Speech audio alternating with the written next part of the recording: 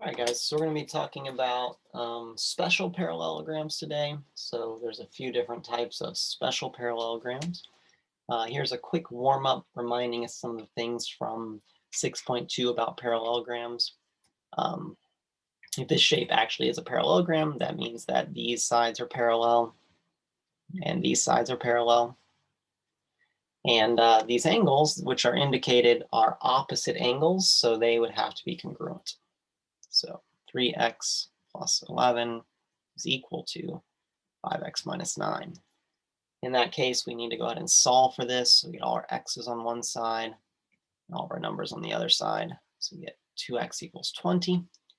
Divide by 2, we get x equals 10. From there, it just becomes a matter of now using this value to find all of the angles. So there's 4 of them, really 2 different ones, right? So this is going to be 3 times 10 plus 11. 30 plus 11 is 41 degrees. Same over here, 41 degrees. And then the other 2 angles are going to be supplementary to that, right? Consecutive angles are supplementary. So angle D and angle G, for instance, will be supplementary. E and D, and so forth. So this means this one's going to be 139, right? I just got that by doing 180 minus 41. That's going to give me 139. Which means F, angle F here, same thing, 139. Okay, moving forward, special parallelograms, again, that's the goal for today. So once we kind of delve into this, we're going to talk a lot of different definitions and properties and things. There's a lot to kind of keep straight. And it's magical. All right. So here is our family tree right now. Right now, we're just going to kind of remember what we mean by parallelograms and what the properties there are. So the defining characteristic of a parallelogram is that the opposite sides are parallel. If that's true of a shape, then it is a parallelogram, and it will have the rest of these properties as well. So those would be the opposite sides are congruent, the opposite angles are congruent, consecutive angles are supplementary, and the diagonals bisect each other. All of these shapes that we have today, I'm going to think of them as sort of the children of parallelograms. They carry on the legacy of parallelograms. They have all of these properties, but they also have their own because they're special. They have special characteristics about them that give them additional properties that parallelograms don't have. So you can sort of see our family tree here from parallelograms. Parallelograms is a specific type of quadrilateral. These shapes we're going to look at today, the rectangle, the rhombus, and the square, are all special parallelograms. They are parallelograms with extra conditions laid upon them. So again, these 3 shapes that we will look at today will have these properties with some more as well. All right, so the rectangle. So a rectangle, this is our defining characteristic. It's a quadrilateral with 4 right angles. A rectangle is a parallelogram. If all of the angles are right angles, it's really easy for us to demonstrate that these 2 sides would be parallel, right? 90 plus 90 is 180. Same side interior angles are supplementary, therefore these are parallel. Very easy. We can do it the same way for the other sides, for AB and CD. Therefore, it is a parallelogram, and it will have all of the properties of parallelograms, plus some more. Okay, let's go to move forward. Oh, yeah. All you got to do is use our angles here to demonstrate that, right? If we can show that these same side interior angles add up to 180, and they do, 90 plus 90 is 180, that means that they are parallel. Oops. The next property here is that if a parallelogram is a rectangle, then its diagonals are congruent. So for rectangles, the diagonals are congruent. This is actually a pretty cool property that gets used in like construction and building things. People can test if they're making right angles by measuring the diagonals. So it's kind of a cool thing. And it's pretty easy to prove here. So since we know this is a rectangle, all of these angles here are 90 degrees. They're all congruent to each other. And we know that it's a parallelogram. Parallelograms have opposite sides that are congruent, right? So A, B, C, D, B, C, A, D. Side AD is a shared side. Now this is tricky, but side AD is shared. It's shared by these two triangles. By triangle ABC. I'm sorry, ABC. That's a typo. That's got to be ABC. I'm just going to do it. It's this triangle here, ABD, and then this other triangle, ADC. I think this is a typo here. I think it's supposed to be ABD and DCA, but that's okay.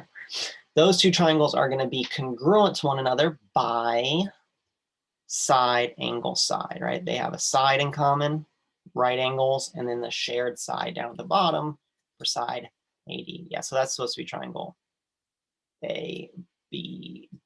My fault there. And from there, once we know that's the case, we can simply use CPCTC to say that these diagonals, which are corresponding parts, would be congruent to one another. That CPCTC fits in here all over the place. All right, let's go ahead and clear this out. Let's go ahead and use this property. And another one. So here is a little bit tricky. So this is a rectangle, or we're going to assume it is. And we're going to actually use two different properties. We're going to say, okay, the diagonal, we're going to use the one we just went. The diagonals are congruent. Great. That's a property of rectangles. But there's also a property of parallelograms that is useful here. For parallelograms, we have the diagonals bisect each other. Using these two in combination with each other can help us solve this. So if the diagonals are congruent, that means the entirety B to C is going to be equal to the entirety of A to D. But if they also cut each other in half, that means this piece is equal to this piece, and this piece is equal to this piece. So all four of these halves of the diagonals would be congruent,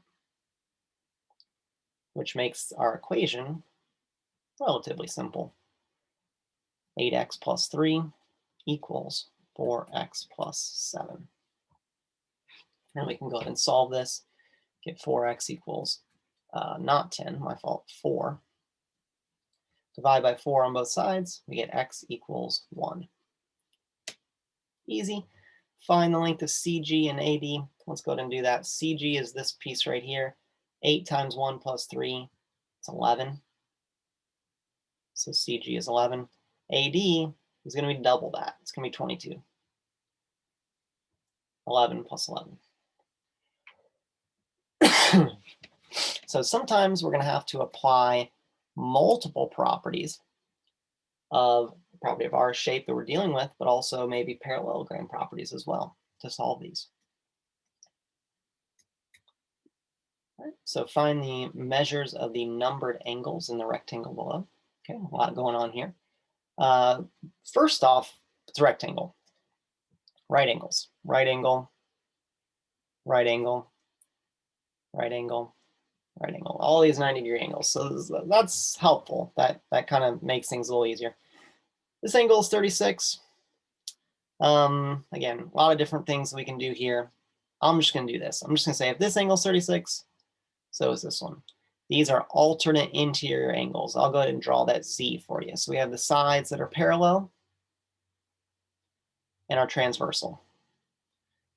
Alternate interior angles. So there we go. We know that 36 is going to be complementary to 1 because together they make this 90. So 90 minus 36 gives me a 54-degree angle here for 1. Great. That means this one over here would also be 54, just for reference sake, right? Complementary. Now we need to kind of get somewhere else. Right now we're at a bit of a stuck point. The next thing we can see is these triangles. Let me do this. Let me outline it in yellow, the triangles that I'm referring to. So let's look at this one right here. This triangle here is isosceles because the diagonals bisect each other. So we know that this right here and this right here are equal. That means that the base angles would also be equal. So this angle here, 36, this angle here, 36. So that's true. This is the same thing right up here as well. 36, because these, same thing, these are measured the same as well. 36, 36. 36, 54. Complementary. We just did that figure. Now we have these angles in the middle. How do I get them? Well, let's look again at this yellow triangle. I know 36 and 36. I'm missing this one right up here. 36 plus 36 is 72. So 180 minus 72 gives me 108. This angle right here, 108. Vertical angles with this, 108. Linear pair with this, 72, right? This one over here would be 72 as well, just to complete this, and this one here would be 54 to sort of complete this. Notice that we kind of have like two different sets of triangles, the ones on the left and right over here, right and left, and the ones on the top and the bottom, and they match each other. There we go, found all our angles. I had to use some different properties though, properties of triangles, properties of parallelograms, all kinds of things. There was another way to go about this problem that I didn't show here, noticing a bigger triangle. So if I noticed this bigger triangle here, I could have found angle 1 a little more directly, because in this case, I have a 36-degree angle, I have a 90-degree angle, and I have angle 1. So I could have found this one to be 54 using that idea as well. Just a different way to go about it. Eventually, I would have to have relied on these isosceles triangles as well, I believe, though. Let's go ahead and clear things off. Rhombus. So rhombus is the second figure that we're going to talk about, the second special quadrilateral. So a rhombus is a quadrilateral with 4 congruent sides. This is not always a square. Notice these angles do not look like 90-degree angles. A rhombus does not have to be a square as its own shape. A square has some more properties. It has some rules about its angles as well. So first of all, rhombus is a parallelogram. A little trickier to go about doing this. Again, this is a CP/CTC proof, but this one's actually a fairly challenging one. Because again, to show it's a parallelogram, we actually have to demonstrate that these sides are parallel and these sides are parallel. But again, surprise, surprise, we draw a diagonal. These two triangles are congruent. The triangle here and the triangle here are congruent. And we can use CP/CTC to demonstrate that we have alternate interior angles. So these are congruent. And the same thing here, CP/CTC to say that these angles would be congruent. So again, another parallel side. It's all about using that if alternate interior angles are congruent. So if alternate interior angles are congruent, then parallel lines. That's the idea here, but it involves triangle congruence and CP/CTC along the way. It would actually be a fairly lengthy one in terms of the number of steps necessary. All right, second property of rhombuses. So beyond being a parallelogram, the diagonals are perpendicular. All right, this one is a bit trickier. It really ends up being that I show these two triangles are congruent and that these angles correspond and they make a linear pair. So if they're equal and they make a linear pair, the only way that can be is that they're 90 degrees. That's the proof structure here. But it's a property and it's very useful whenever we have right triangles. Can do tons of things, mainly Pythagorean theorem, but also in the future, maybe even trig, so right triangle trigonometry. That's a couple chapters ahead of us right now, but that's also something we can do. Right triangles are very, very useful. And we can kind of click through this proof. I'll just go to the end of it, but basic idea, showing that essentially that these are congruent triangles here and here, and these angles correspond to one another, and they make a linear pair. Therefore, they have to both be 90 degrees. That's the only way that would work. Okay. Next property of rhombuses is that the diagonals bisect each other. Again, a very similar idea. It hinges on showing that all 4 of these triangles are actually equal to each other. Pretty simple to do, really. I could just make some markings here and say, okay, these are equal because diagonals cut each other in half. These are equal. And now you can see that this triangle, this triangle, this triangle, this triangle are all marked the same. They're all congruent triangles. Corresponds with this. These correspond, these correspond, these correspond, these correspond. Therefore, they would all have to be equal using that CP-CTC property. Relatively easy. Again, it's another CP-CTC thing. Let's go ahead and pause right there for a second. So here's where we're at for a warm-up for the next one. I'm going to skip through this. Maybe we'll come back to it at the end because I don't want to break our flow with rhombuses here. All right, so here we go, rhombus. Let's find x. Feel free to pause it and solve this on your own. If it is a rhombus, well, all the sides are equal. Pretty simple equation here. That's just our defining characteristic of rhombuses. Solve this equation, 5x equals 18, x equals 3.6. We could go ahead and use that to solve for the different sides. I'm not going to, just going to leave it as it is. Second problem, this one's a little trickier, not so obvious what we need to do here. We know that these two angles would be equal. That's one of our properties. The diagonals cut the angles in half, but that doesn't really help us. The property that is going to help us is that the diagonals are perpendicular. So all of these are 90-degree angles. So this is just equal to 90. That unlocks it. That lets us solve for y. Solve this equation. 2y equals 80. Y equals 40. So from there, we could actually use this to find a bunch of angles. This is 42. This is 42. And we can just start going crazy. We have these smaller triangles here where we can start marking things up. This will be 48, 48, complementary to here, and then these are the same. 42, again, complementary. 42, because these are equal. 48, 48, right? We can just start moving all around. We actually ended up figuring out every angle in this rhombus just using this one equation to kind of unlock it for us. Last shape here is the square. Square's a little boring. I mean, in the sense that all of the angles are 90, all the sides are equal. The diagonals are equal because it is a rectangle as well, 4 right angles, and it is a rhombus, 4 congruent sides. Everything's basically equal in a square. That's what I mean by it's sort of boring. Yeah, so a square is really sort of like we combine a rhombus and a rectangle. It has both of those properties. 4 equal sides, 4 right angles. The thing to remember about a square is it is a regular quadrilateral, right? All equiangular and equilateral. And all the rules and properties of the shapes that we've talked about before, parallelograms, rectangles, and rhombuses, all apply to squares because technically it is each one of those things. All right, so here's a quick summary.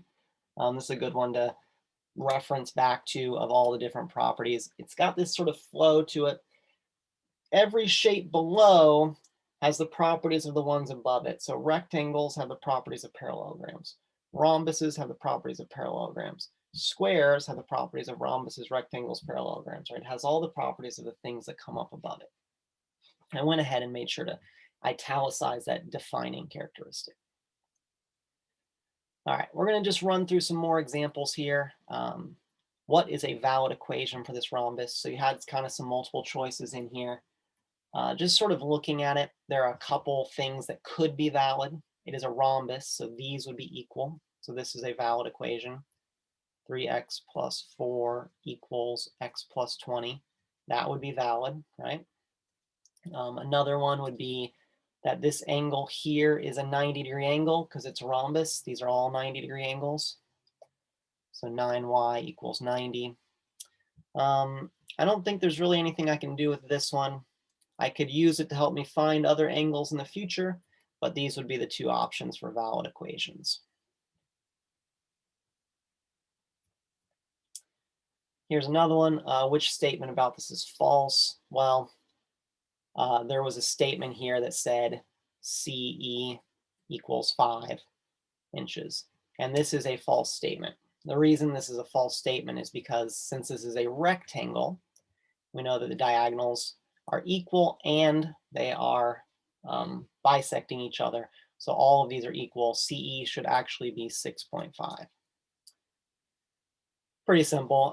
BD, we could actually find that a couple different ways. We could say that it's 6.5 plus 6.5, which would be 13. Yeah. Okay. Here we're trying to decide whether this statement is always true, sometimes true, or never true. So just a quick hint on these. There's a few more that are going to follow just like this. If it's always true, that means that you cannot think of a counterexample. You can't think of something that is a square, but not these other things. If it's never true, that means when you draw this shape, it will never be these things, right? And if it's sometimes true, like you could draw something where it did make it true, and you could draw something that didn't make it true. All right, well, let's think about it. If we have a square, that means that it looks sort of like this. Has all right angles, because that's necessary for a square. Well, that means that it's also a rectangle. And it has all equal sides, which means it's a rhombus. So anytime I draw a square, it has to be both of these other things. This one's always true. Feel free to pause these and think about them before I give the answer. All right, a rhombus can also be called a square. I'm thinking rhombus is like, something like this, right? Rhombus. So rhombus means all the sides are equal, but this isn't a square. This isn't a 90-degree angle, and this isn't a 90-degree angle. So this is not a square. But why couldn't, when you tell me to draw a rhombus, why couldn't I just draw this shape right here? This is a rhombus, but it's also a square. So this one is sometimes true. I can think of times where it isn't true, mostly not true, but there are times where it could be true. So it is a sometimes true statement. Okay, a parallelogram is a regular quadrilateral. Ooh, interesting. So parallelogram is usually something like this, right? But when I say parallelogram, what am I really saying? I'm really saying that these sides that are across from each other are parallel. So this is this was where it's not a regular quadrilateral, right? It kind of counterexamples it. But can I draw a parallelogram that is a regular quadrilateral? Yes. Right? This is regular, and it's a parallelogram.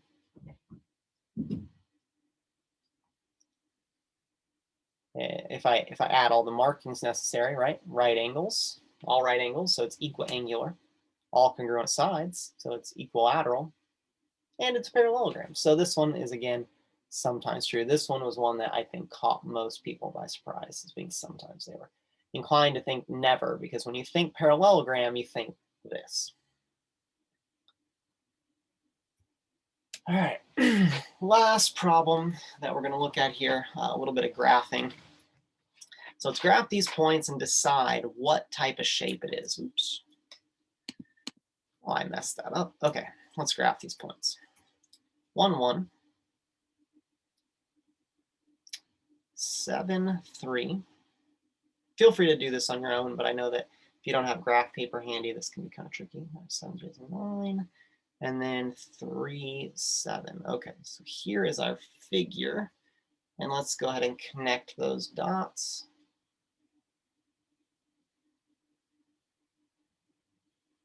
Okay, so there we go. First inclinations. What are our first thoughts? First thoughts are the sides look parallel. It looks like we do have parallel. We could test that with slope. We are going up 1, 2, 3, 4, 5, 6 over 2. 6 over 2, which is 3. Slope of 3.